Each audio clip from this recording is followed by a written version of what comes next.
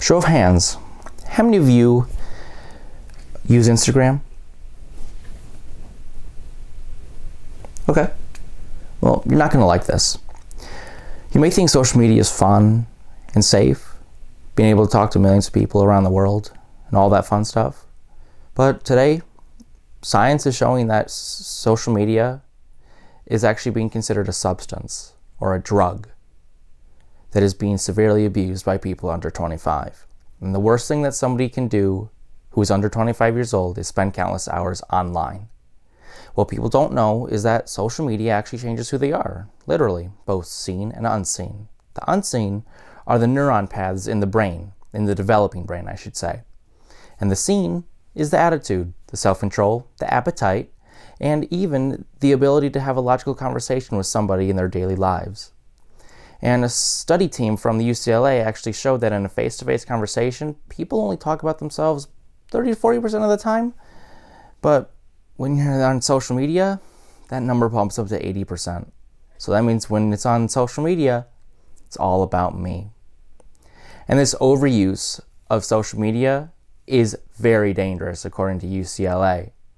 And also, a PhD candidate from Iowa University actually shows empirical evidence that says the more time people spent online, the lower their academic performance became. So that means the less time you spend online, the higher your academic performance will be. So now our brains aren't fully developed until our mid-20s, which is very dangerous because this affects the reward network of the compulsive and addictive production of dopamine and oxytocin.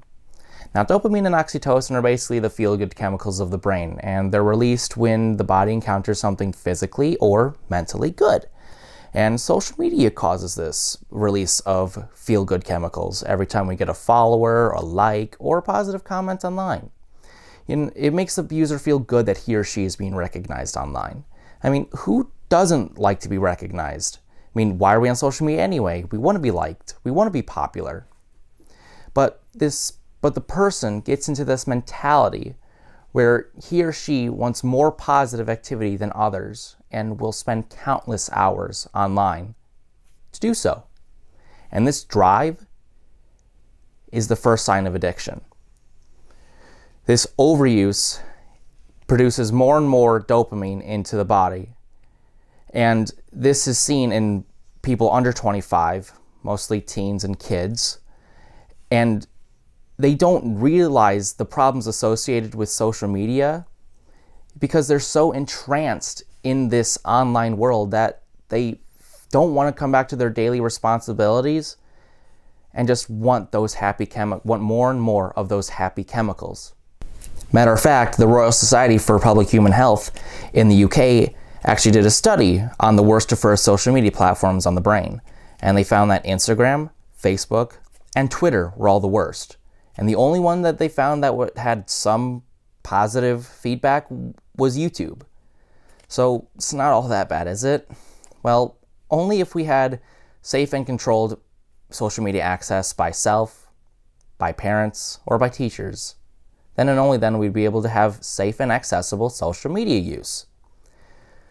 And another thing that social media opens us up to is peer pressure. Let's take likes, for instance. One person likes it, then another, and another, and another.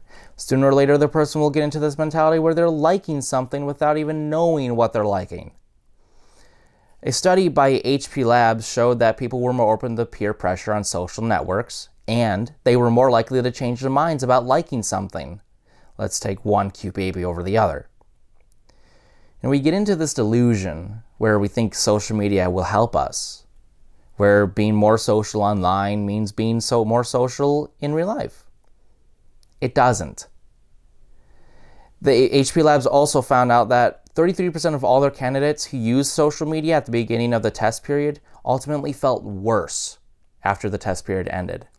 As a matter of fact, Melissa Hart from University of Pennsylvania actually showed that the more time people spent online, they had decreased well-being.